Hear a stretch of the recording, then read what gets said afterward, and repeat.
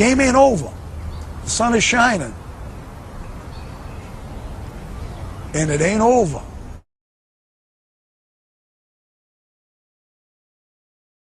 You wanted the best, you got the best. From my home studio on Long Island, New York, welcome to Ian Scotto Rocks.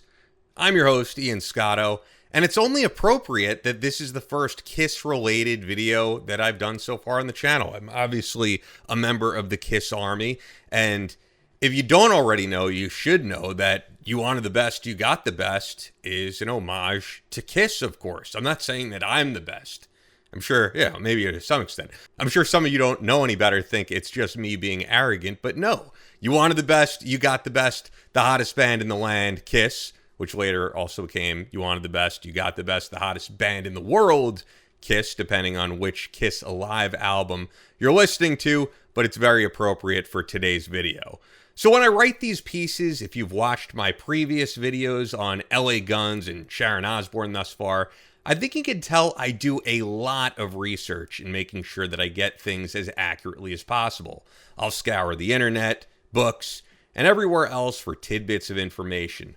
But much like on sections of those videos I mentioned, I recall things as a fan that I can't even seem to find anywhere. And that's actually exactly how I'm going to start off this episode on Mark St. John of Kiss. So, many of you likely recall a channel called VH1 Classic that was in existence from 1999 to 2016, and quite honestly, it was just awesome. If you remember it, you know. And if you don't because you were either too young or just didn't have it, they really catered to fans of the music we love. You could turn that channel on at like 1 a.m. on a Saturday night and see videos from bands like Queensryche or Dokken, and it was also the home of That Metal Show. There's really nothing like it on TV anymore, sadly. Well, back in the mid-2000s on there, when Kiss released their Kissology DVD trilogy, which I highly recommend picking up, by the way, for days on end, VH1 Classic did a ton of promotion for it, where they actually had Gene Simmons and Paul Stanley in studio going through their history and commenting on stuff that was a part of the collection. And it was exclusive to these VH1 Classic specials. None of this added commentary was a part of the DVDs themselves. There was commentary on the DVDs, if any diehard Kiss fans are about to correct me here, but what they did for VH1 Classic was entirely different and never again seen. So I bring this up because I remember when Kiss got into their history on there from the Animalize era of 1984, Paul made an analogy to Mark St. John that was both witty and also well stated. He said how if you look into the popes from modern history, everyone knows Pope Paul VI and Pope John Paul II, but there was a pope in between them that everyone forgets. That would be Pope John Paul I, and tragically enough, he lasted only 1 month in the position before dying. That's right, he was officially the pope for only 1 month. What Paul Stanley said was that he was kind of like what Mark St. John was for Kiss, the forgotten one. And though Mark St. John may have lasted a little longer than 1 month, it's really not that far off. Mark was in the band for the recording of Animalize, and then played 2.5 shows with the band. Yes, 2.5 shows. Although some Kiss band members themselves have even recalled this incorrectly in the past. But more on that later. In 1983, Kiss took off the makeup for the first time and released Lick It Up, often viewed as a revival for the band following their waning relevancy, poorly attended concerts, and abysmal sales of the albums Unmasked, Music from the Elder, and Creatures of the Night. Creatures of the Night has become a fan favorite for the band, but it wasn't until Lick It Up that Kiss's career would pick up once again. Following its success, Kiss would return to the studio only a few months later to record its follow-up, Animalize. Well, basically, I think, this is the 80s and everybody's trying to advance to some higher plane of existence, and people are reading all these fancy books and getting into the I Ching and all this kind of nonsense. So what we're trying to tell people is you're better off taking a couple of steps backwards because, man is basically just a few steps past the monkey. So I'm much happier being in the trees than I would be being an IBM computer. So I think it's time everybody just animalized a bit and took a couple of steps backwards, you know. Let's not forget our roots. Thanks, Paul. Animalize would see yet another lineup change for Kiss when Vinnie Vincent would refuse to sign a contract with the band, and also aggravated the members by extending his live guitar solos beyond his allotted time to showcase his shredding skills. After only 2 years with the band, Vinnie Vincent was out, and Gene and Paul were on the hunt for a new shredder. In Paul Stanley's autobiography, Face the Music, he would write that personal friend and Jackson Guitars founder, Grover Jackson, would put him in touch with a, quote, goofy oversized guy named Mark Norton, writing, Mark wasn't the sharpest pencil in the pack, but he played in the style that had become popular. Eddie Van Halen had completely changed the game by this point, and everybody wanted to be fast and flashy, tapping, playing with two hands and their nose if you let them. Mark, who called himself Mark St. John, everybody was Saint something or other in the 80s, proved somewhat difficult to work with too, though, for different reasons than Vinnie. One afternoon I told him, come in tomorrow with a solo for this song. He came in and played it the next day. It was pretty good. Cool, I said, now play it again. He played a completely different thing. What, he said, I can't play the same thing twice. That's how this is done, I said. Another time I said to him, you know, sometimes it's not about what you play, it's about what you don't play. Listen to Jimmy Page, listen to Paul Kossoff, listen to Eric Clapton. I can play faster than those guys, scoffed Mark. Houston, we have a problem. Yeah, I'm reading that in my voice. I'm not going to do my best Paul Stanley for you guys, but you get the point. Animalize would be released in September of 1984. We're celebrating its 40th anniversary as 2024 comes to a close. It would launch the moderately successful hit Heaven's on Fire, but the rest of the album really just consists of more obscure deep cuts. Some good, some not so good. Mark St. John did not have any writing credits on the album, but he did have some fucking killer guitar solos. After you're done with this video, go listen to him shred on the opening track, I've Had Enough, Into the Fire. The Animalize tour would commence on September 30th of that year, but Mark St. John was unable to participate as it got started. Mark would develop something called writer's syndrome, an arthritic condition where Mark's hand would balloon up and render him unable to play his instrument.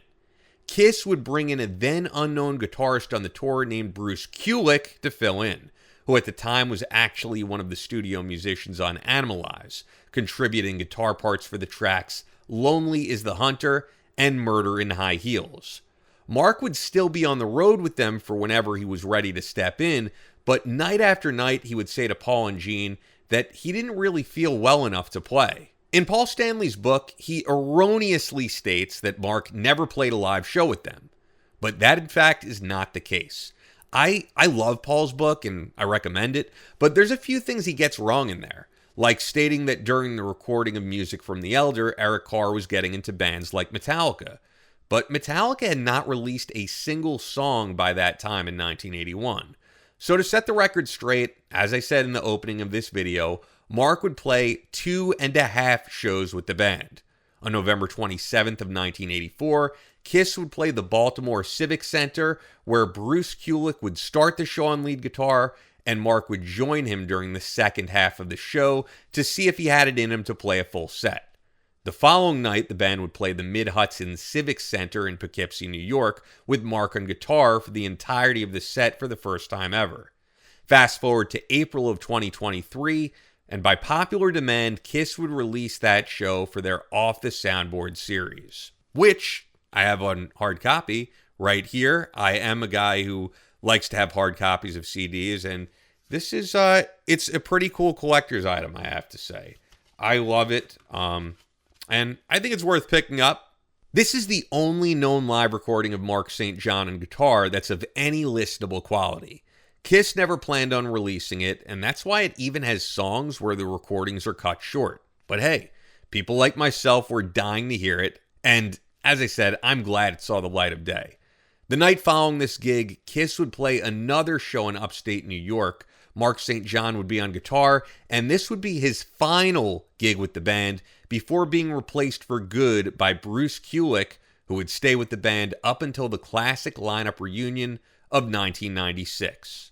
Mark would return to his home in Southern California and form the band White Tiger, who would release one album in 1986. Then in 1990, oddly enough, Mark would hook up with another former member of Kiss that he had never played with before, original drummer Peter Criss. Peter was living in Los Angeles for a brief period, and I guess the two crossed paths and thought it would be natural to form something new that would be appreciated by those diehard Kiss Army fanatics. Plus, neither of the guys really had much going on to speak of at the time. Peter hadn't released a solo album in 8 years at that time, the last of them being Let Me Rock You, which failed to chart anywhere outside of Norway, oddly enough. Together, Mark and Peter Criss, along with other band members which they selected, would form the short-lived band The Keep, which Peter wrote about in his autobiography. Now, I'll be honest here, guys, I debated even putting in here the stuff that Peter Criss wrote about Mark St. John in his book Makeup to Breakup, because, quite frankly, it's disgusting, disturbing, and may even need a trigger warning. But it's already out there, and that bullet is already downrange, so to speak, as my colleague Chris Tanto Peranto would put it. So here it goes from his book. I thought working with the former guitarist of Kiss would surely make Gene and Paul crazy, but it made me crazy. I'd go to his house to rehearse, and half the time he'd have overslept. One time the door to his room was open, and I found kiddie porn magazines from Germany all over the floor. It was really sick shit. This wasn't Ace jerking off to a poster. This was way, way beyond that. When we recorded some demos with a singer we'd picked up, Mark came to my hotel room the night before at 3 a.m. with a cheap hooker and asked me to hold his 8-ball of coke. After he left, I flushed the coke down the toilet. I was furious. It cost me thousands of dollars to pay for the demos, and they were a disaster. We never came close to getting a deal. Now, even though Peter Criss's book was great, I have to be honest, the book made me lose a lot of respect for him. We've all met people in our lives who just never take responsibility for their actions, and to me, that was Peter. Everything is Paul and Gene's fault, and in some cases, Ace's fault, so I take everything in that book with a grain of salt, but I don't know why he would feel the need to include this in a book after the man is not here to defend himself. The fact that also Mark was living at his parents' house, I sort of find this hard to believe.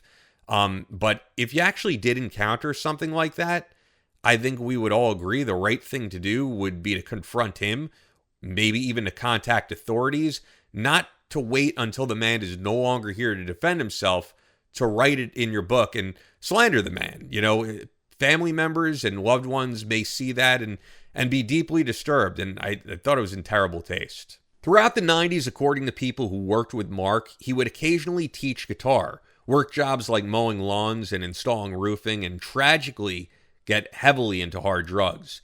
It's also been relayed in interviews with people who worked with Mark that he had moved back to his parents' house after Kiss and never moved out on his own, as I mentioned.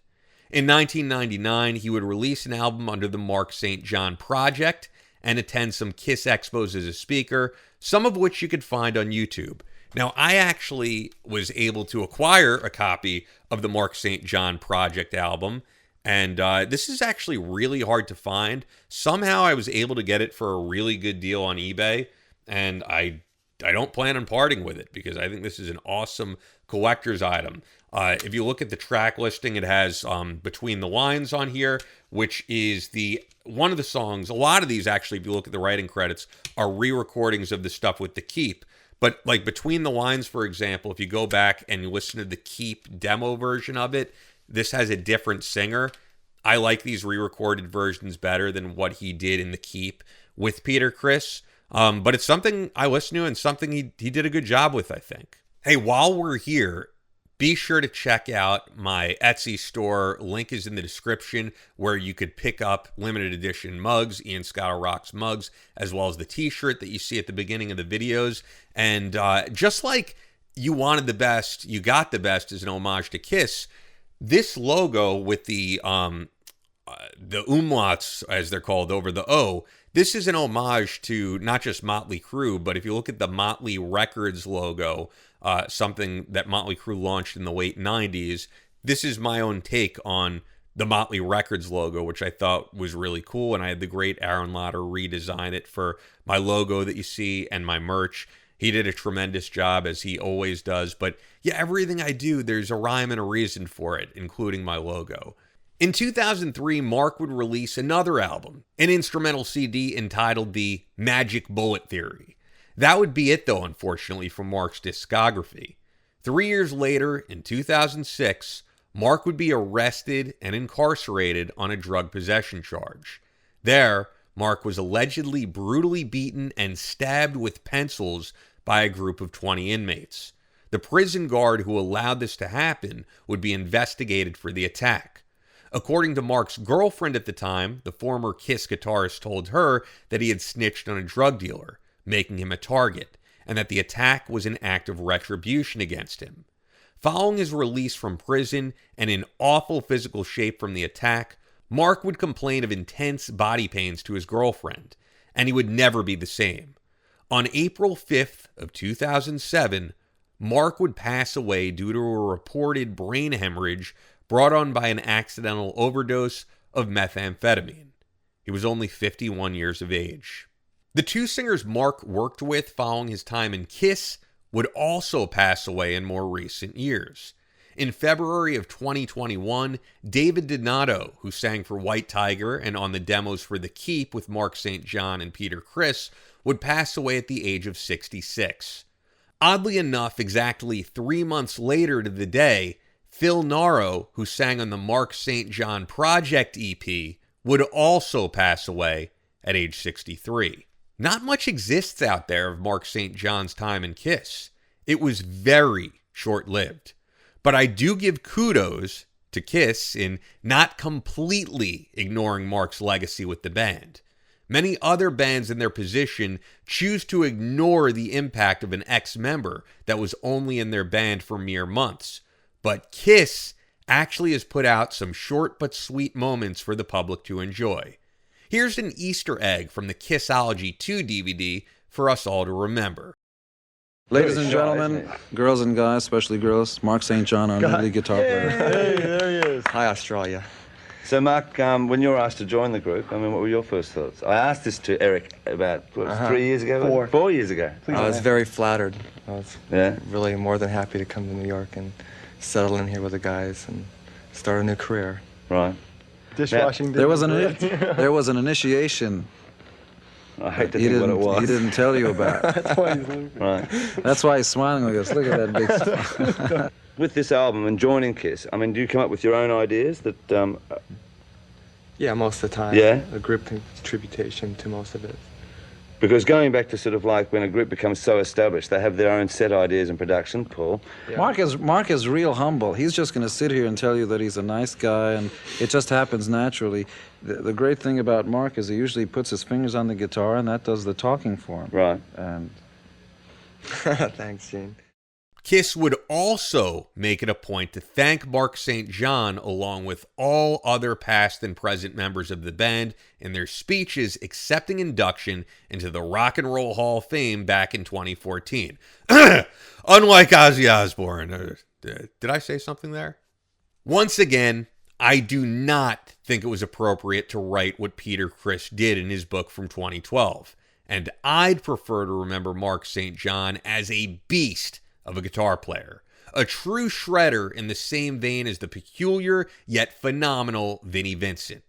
Mark Norton, aka Mark St. John, may have had a short-lived tenure with the band, but he was certainly more than a mere footnote in history. And I hope that this video exemplifies that. Mark Norton, you are dearly missed, and your legacy lives on as the great Mark St. John every time we hear you shred. Now, you heard me allude to some issues with Ozzy Osbourne and Sharon Osbourne screwing over former members of the band who had a short-lived time. I get thoroughly into that in another deep dive, which you can check out on this video right here.